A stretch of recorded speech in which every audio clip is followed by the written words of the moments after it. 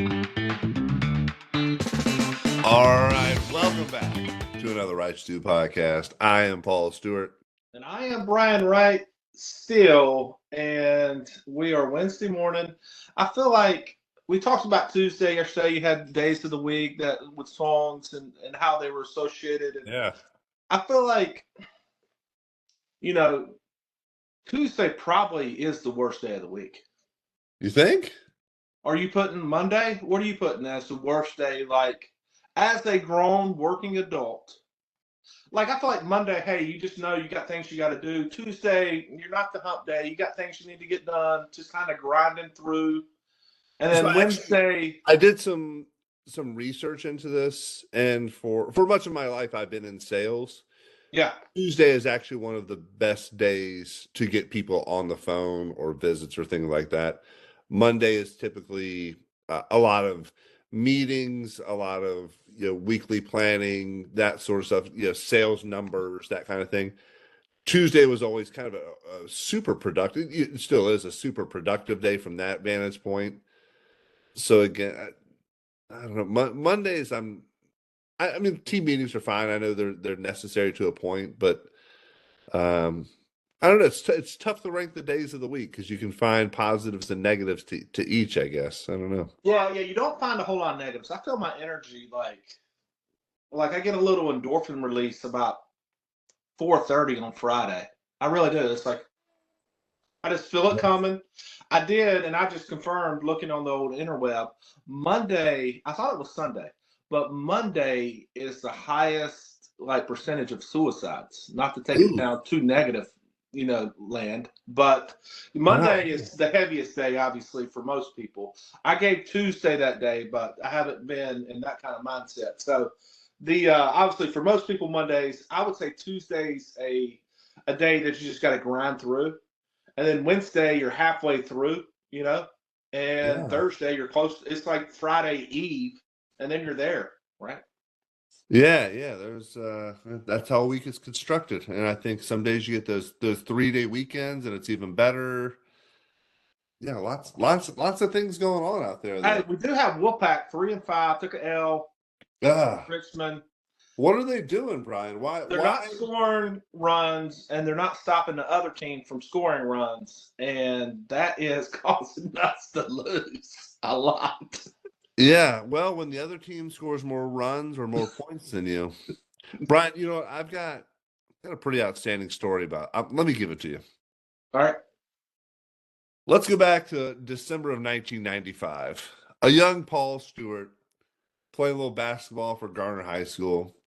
So we're playing at the GlaxoSmithKline Welcome, which is invitational tournament, which is now the John Wall tournament, which we've talked about. And so we're playing Leesville Road High School, so a local rivalry, but we're playing at Reynolds Coliseum, where NC State used to play basketball.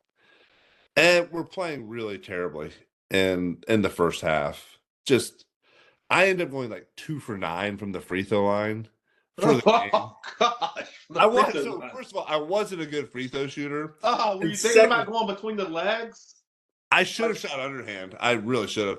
No, but here's the thing. So at Reynolds Coliseum, the way so it's been reconstructed now and they've redone it. It looks beautiful.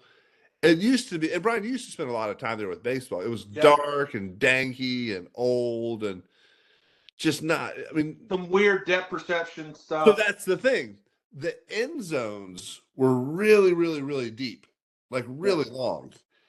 And in high school, you're used to playing in gyms where there's the basket hanging from the ceiling, and then there's a wall, 15 feet or so. If you're So, lucky. Yeah. so you're used to that depth perception. My depth perception was, first of all, I wasn't a good free throw shooter, and then you throw that in, and my depth perception's way off. And your And eyes aren't great anyway. they were fine. They were fine then. They were about to be bad, like develop a little Okay. bit. So I appreciate you. I appreciate you looking out for me. So Yes. anywho, Yeah.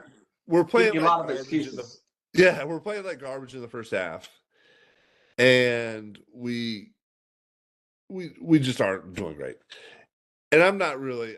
I'm paying attention, but I stopped to talk to somebody at halftime before we go down into the locker room, and it was like a friend who came to see me or something. And so we get down in the locker room, and I'm the last one in. And so Coach Eddie Gray, who's legendary Garner basketball coach, I didn't pick up the vibe of the locker room. It was serious. It was serious. And the first thing I hear him say is, "Can anybody tell me why we're losing?" And I say, "Because the other team's got more points than us." Oh, As I'm sitting down, and kind of who I was, at least in the basketball, like just a kind of little bit of a smartass. well, just trying to keep it loose a little bit. And I Okay. didn't realize. So he jumps in my face, like literally comes sprinting across the room, jumps in my face, and says, "Blank you, blank you." And that's all I need to know. The smart out remark. I'm like, oh, and as soon as I said, I was like, "Oh, I'm sorry, I'm sorry. I didn't mean. No, no, no. I'm sorry, I'm sorry." And and then he goes on. It felt like he yelled at me for like 5 minutes. It was literally like probably 30 seconds.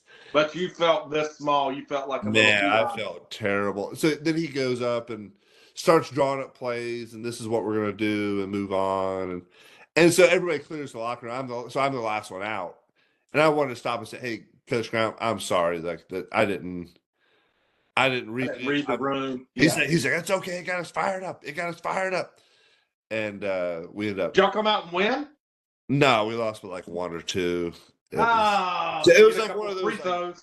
52 to 51 kind of games, just a low scoring, ugly, not a great game. But that was yeah. So when you said the Wolfpack are not scoring enough and giving up too many runs, that always reminds me of Well, I feel like again, I've watched more college baseball probably than anything right now, and every team I look at, they have older transfers, whether it be from D3, like North Carolina's got a couple of D2, D3 guys that are yeah look like grown men, or you look at the big SEC schools, and they may have another SEC kid who's a junior or senior, and it's just there's such a pecking order.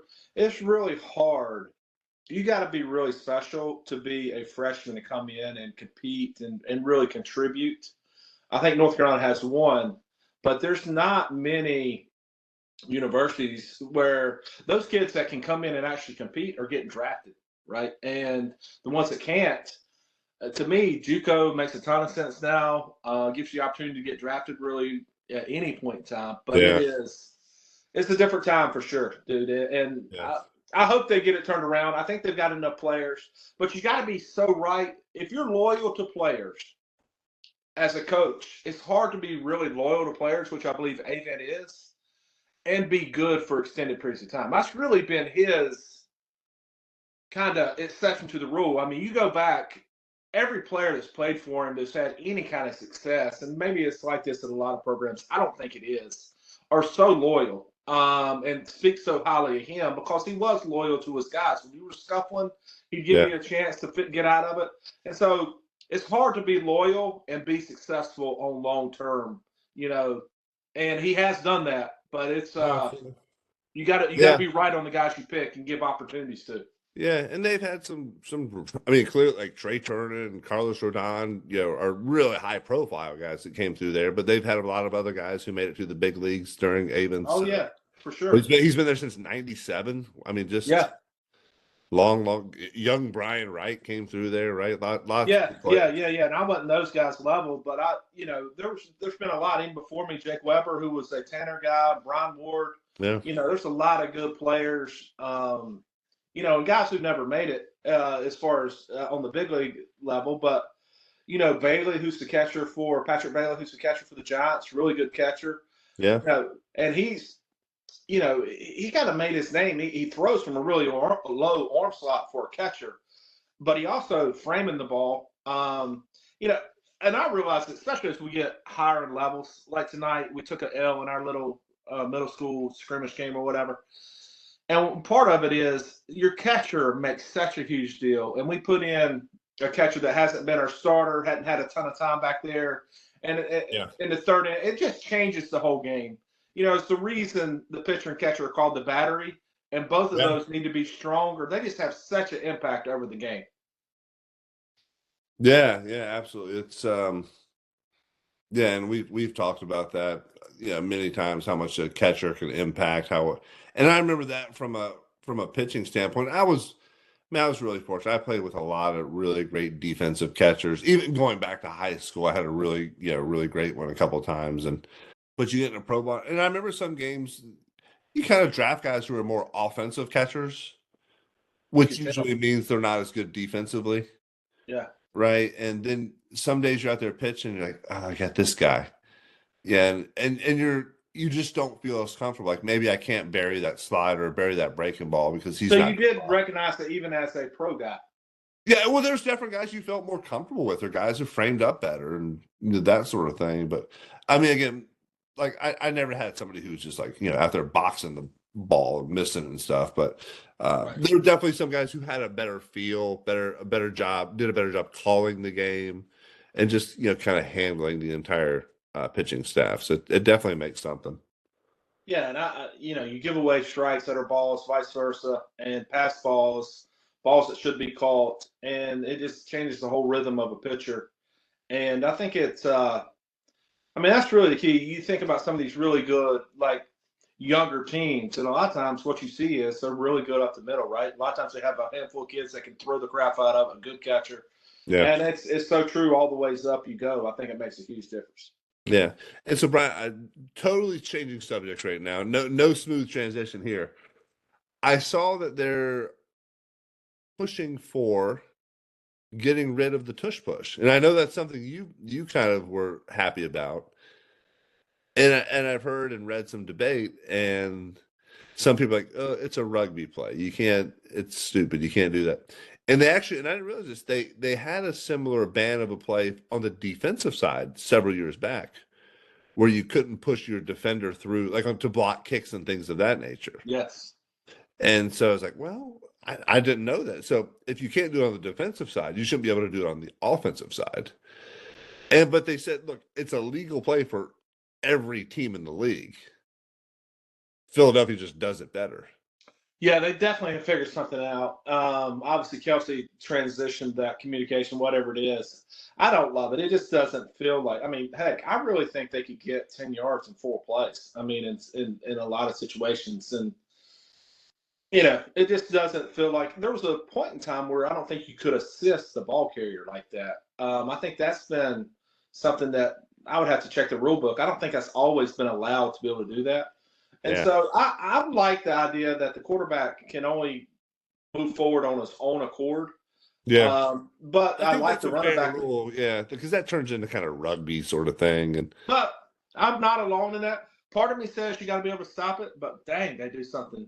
First of yeah. all, the offense has such an advantage because they know when to go, right? And so you get just that That split extra second, half a second, yeah. And you saw the commanders kind of trying to jump the count and that and then sort of they thing. threaten to do an automatic score, and Like it's an like, hey, automatic touchdown. yeah, I was like, get And out of here with that nonsense. yeah, there's So always but they I would have been talk just, about I appreciated that guy's effort and willingness to be like, I'm gonna do everything I can, and it's all. I didn't realize that was actually a rule. I thought it was always half the yeah. distance to the goal, and it's never What you can only go half so many times until you're not moving it that's it. forward. Yeah, Yeah. And so I mean I thought the same as you. It was like, well, they'll just keep doing the same thing yeah, until just keep yeah. inching it up. But Yeah. yeah, so anyway, I don't love that necessarily, but it's I'm kind of torn. I kind of feel like you But should figure out how to stop it. here's the thing though. Baseball did change the rules, right? Like the shift. They said no more shift. So baseball is always known to be like the non-progressive thing. Like baseball changed it because they wanted more offense. It's interesting that the NFL's, and I guess this is more offense, but it's such a just kind of an ugly play, I guess. But again, I don't really like it. I don't hate it. It doesn't bother me either way. But I'm kind of you kind of talked me into. I think it should be a quarterback and his movement only. No, you can't have three guys in the backfield. But then it's like, well, they're just really good at it. Like Yeah, they are really good at I it. don't want to take that away from it. And somebody made a comparison. It's like, well, if you got a fullback who's really good at blocking, can we say he can't block people anymore? And I think the only I way like that you would do it would be the thing that NFL always pins back on is like now it's if it's a safety or an injury kind of thing. yeah. If they can figure out a way to say it's a safety thing, then they can get rid of it. But I don't. Otherwise, I don't think they can or will. The shift rule, I don't feel like they've really. I don't know, dude. There's guys playing really close up the middle and still. Yeah, they're like Um, behind the bag essentially. Yeah. yeah, so it doesn't. I don't know. I mean, I feel like they can enforce that. Maybe make it more of a punitive penalty if you are caught in that zone. I'm not sure who's actually looking there. It'd have to be the home plate. Maybe that It's would the see it. umpires. I mean, they've got 4 umpires on the field, so they can look around. So I don't know. But I mean, what Yeah. I've seen So, a lot in college baseball now is two first base. I don't know if you've seen that at all. oh, the Like, double bags. yeah, they're doing double bags in the SEC. I don't know. I haven't been to an NC State game. I've seen them on TV, but I don't think they've been home that much. I don't think they have yet. But a lot of the SEC programs have the double bags, and that kind of makes sense. I've seen some goofy throw in lane, runner in the lane, not in the lane type situations where guys get hit in the back on a bunt or a swinging bunt. And so I kind of like maybe giving them a little bit more room to run. Yeah, I don't mind the double bag. We saw that a lot, like in youth, like softball, and especially in the big leagues. Man, that bag's always so wide. And you got the guys with big giant feet on there, and a lot of Yeah, room for yeah. collision. Part of me doesn't like it because it's like, hey, we should be able to work. You should be athletic enough. The backs are bigger than they've ever been, but they have been making changes. Is all I was saying. And I don't know baseball. There's just only so many things you can do because the technology is getting so much better for teaching guys how to throw hard. Now the net may not play for very long, but they're going to throw hard. Yeah, And the mound has stayed the same for a long time. So there's only so many things you can do. Now, spring training games, and I guess guys are still working on stuff. It feels like a lot of guys now kind of come in pretty good shape, ready to kind of go, not necessarily working their way up. They're trying to make a team. But there's a lot of good swings early on, but it could be a lot more fastballs early on too. I think it's a lot of straight stuff, a lot of kind of limited spinning stuff, and pitchers they don't want to you don't want to show your best unless you're like a double triple A guy trying to make a club, right? That's right. If you've already made a club, you're not going to show all your best stuff and day one or week one of spring training. So it's probably a Sure. lot of fastball change ups. And I mean, my one of my best friends, he texted me, he's like, "Oh, the Cubs are 5-0. Does that mean anything?" No, nothing at all. Yeah, and he's Hey, on I did hear this. I heard an ex GM talk about, and I thought this was interesting, that 75% of season tickets are sold during spring training. And so sometimes they feel pressure to uh, have success during spring training because that's kind of an indication of how you may or may not do. Now the Cubs, I feel like they're going to beat, they're selling out no matter what. yeah, regardless. But some of the other programs or some of the other teams feel pressure to have some success in spring training because that's what kind of gets the fan base going. Hey, we got a chance this year or whatever, you know. I don't know. Maybe if you heard it, I'll believe it. But it seems Well, I didn't say it for sure. It was the old. I wish I could remember his name. He used to be on ESPN, but anyway, he was the old GM for the Mets back in the day, and he's like, dude, I felt pressure to win in spring training, and I was surprised to hear him Phillips. say that. Yeah, it was Phillips. Yeah. Okay, yeah. Interesting. Okay. Well, Brian, we've talked a little bit about uniforms, baseball fashions, things of that nature. So we've got a little segment. We're going to call it drip or skip. So for the old folks out there, drip means cool. It means something you want to wear, something that looks good. All right. And I may have said that completely wrong, but that's what the kids are No, telling no, me. no. I think it is. I think it is, Paulie. And then skip is something that I we do think it's not like. past. I think we're going to be past all of them, but I'm So, telling you, they're coming, dude. I see so middle I school had kids. It's yeah, coming. I had my daughter send us a few things, and I'm going to show these to Brian. And I'm going to skip all of them. I haven't seen any of them, but we can pretend like, yeah. So we'll talk through it, but if you're on our YouTube, you'll have a video visual to take a look at here as well. So all right, drip or skip. All right, Brian, we'll go through these and we'll get your take. We'll get my take and we'll see what we think. Yeah, yeah, yeah. So first thing, chains. Chains have been around a while, Brian. So we're talking necklaces, chains. We got a picture of Acuna here. Big chains, big numbers on them. What do you think? Were you a chain guy? Yeah, I was one chain. I One liked, chain. yeah, I mean, definitely, I think one is okay, maybe two. Like if you got like two different materials. When they Okay. start getting long, I think that's when you kind of lose me a little bit. Too long, too big. I don't know. I feel like baseball players for the longest time, I was kind of, we always had chains. I bet half my high school team had, probably three-quarters of my high school team had chains. Yeah, yeah. We always So a I'm rope. not, and maybe that is generational because I bet the 40s and 50s guys didn't. But yeah, I'm good. I'm good with the chain. How about you, Paul?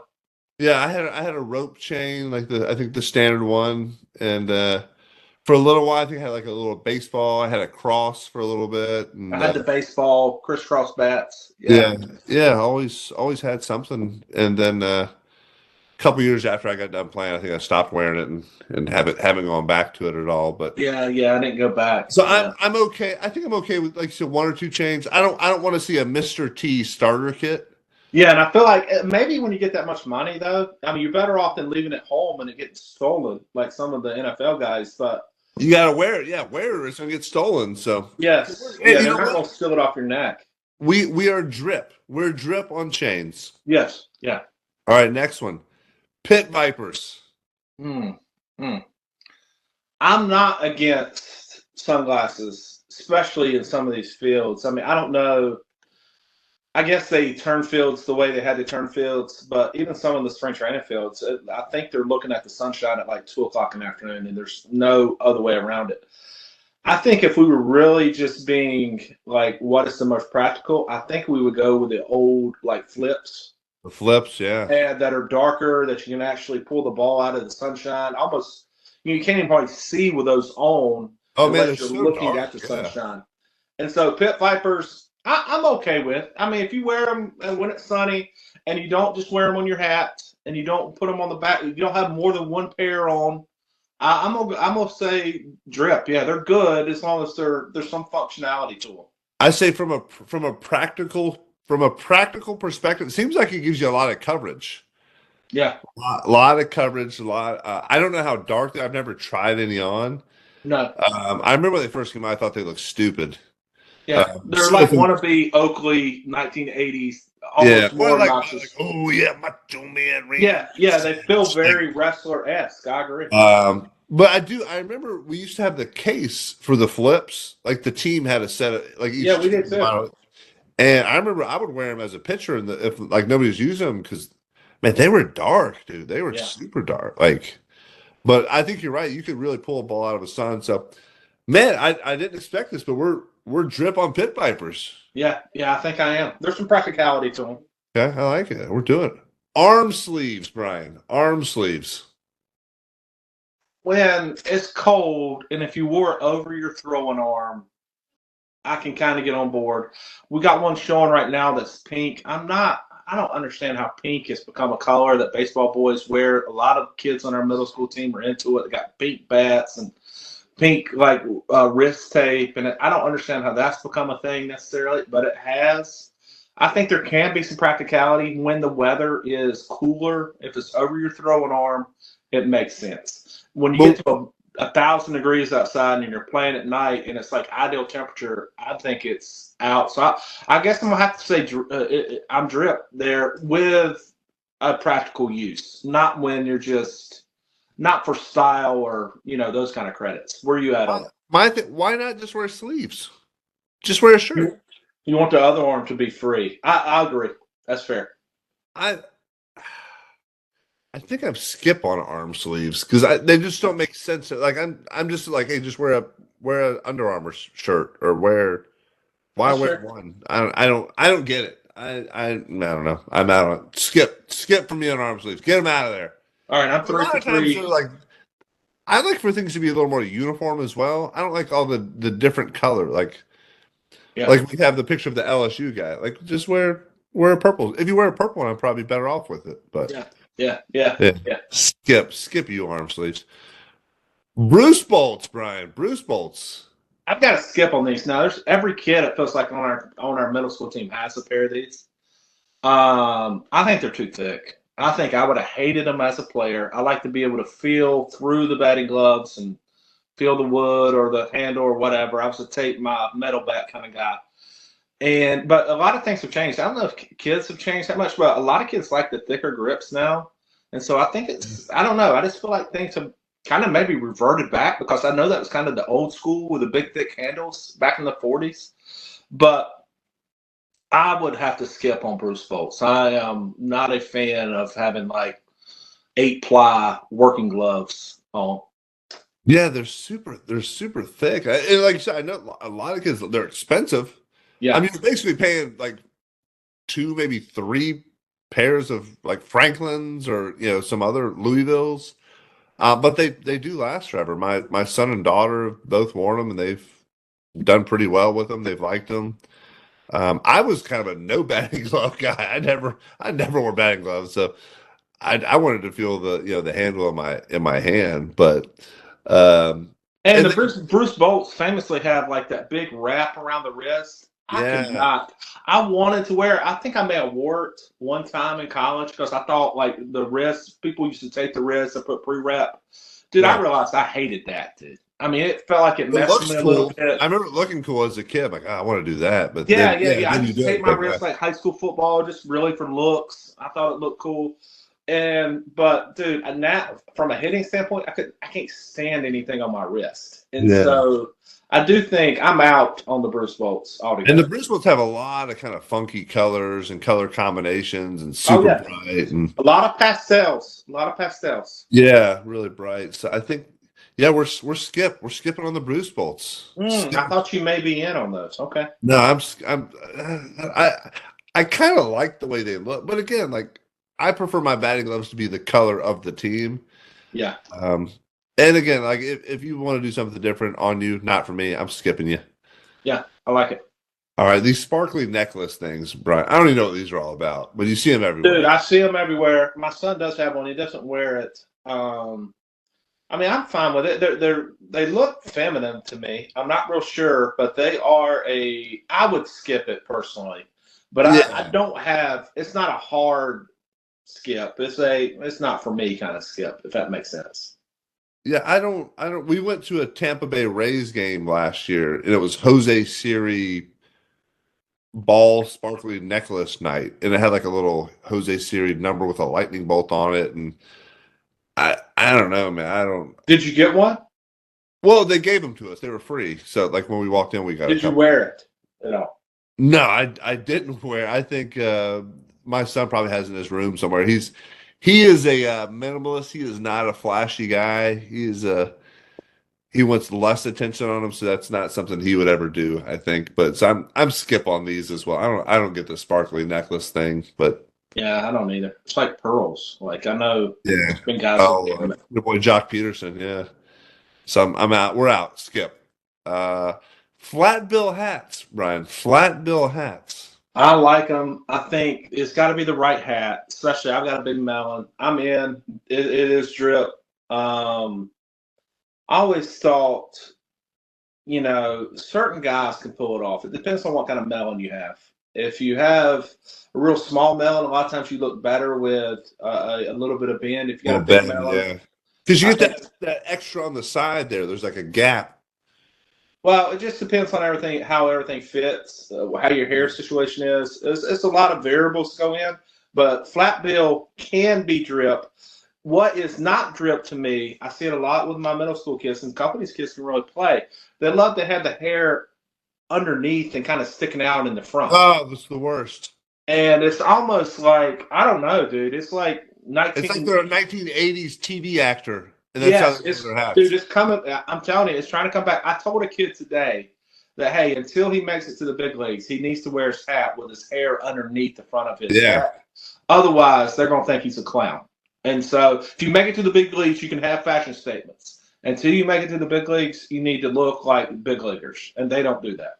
yeah. I remember that like in school when people would wear baseball hats to school because we were allowed to wear hats in class, and I would always wear mine like a baseball player, hair back underneath the hat, and then other kids had it like kind of resting on top with the bill kind of like at a 45-degree angle pointing towards the ceiling, and like their hair like perfectly coiffed underneath. I'm like, these guys look like clowns.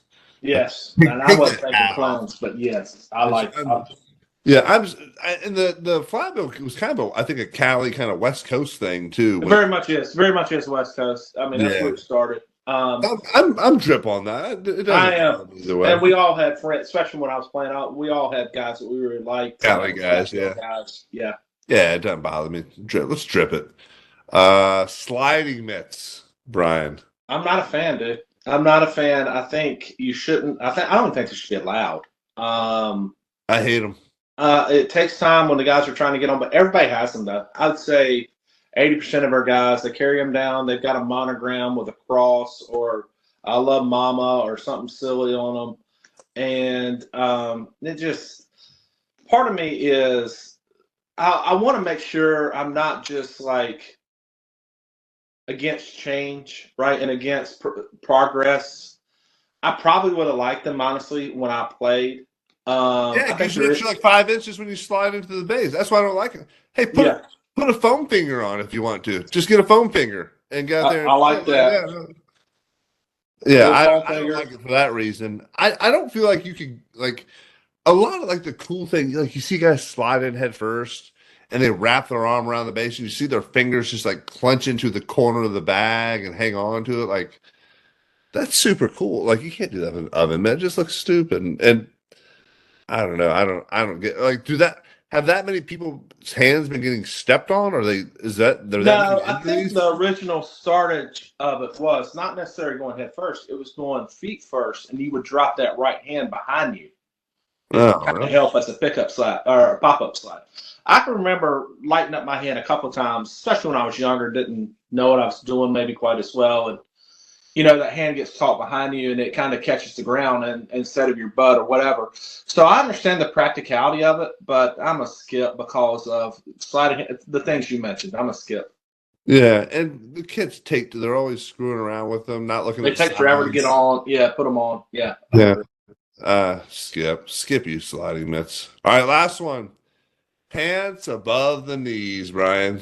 I'm 100% skip, and we've got a number of kids on our team that do it now, and the socks pull up super high. I've seen them go up even higher than this picture that's displaying, and this one's probably an answer too. I've seen some guys in college look like they're wearing football, like wearing like 1980s baseball coaching shorts. Oh, geez. Um, that I don't think that looks great. Certain guys, I think if you're a really good athlete and you got that nice little narrowing as you get lower, I think it doesn't look terrible. But once you get above knee, no longer is it a baseball pant; it's something else. The And short. so I Technically, it's a am. short. It's above the knee. I agree. It is shorts, and so I'm skipping this 100%. And a lot of guys too are wearing like the leggings sort of style, right? Like the Under Armour, tight leggings. That they're not even wearing socks; they're just wearing that, and then maybe some low cut socks or something. Yeah, just a bad look, man. I'm a 100% skip on that. So yeah, not a fan. Not a I fan. agree. I agree. We've had a lot of You know good. what? We weren't that bad. We weren't that get off my lawn. No, I I think think it we was were probably fair. 3 out of 7. I was in. You were Yeah. you were close to that, and so Dripping yeah, some stuff. Yeah, 40% at my age feels appropriate. yeah. So all right, man. Well, hey, we want to give a shout out to our sponsor, Tobacco Road Fencing. Fence install, fence replacement, fence maintenance, all your fencing needs.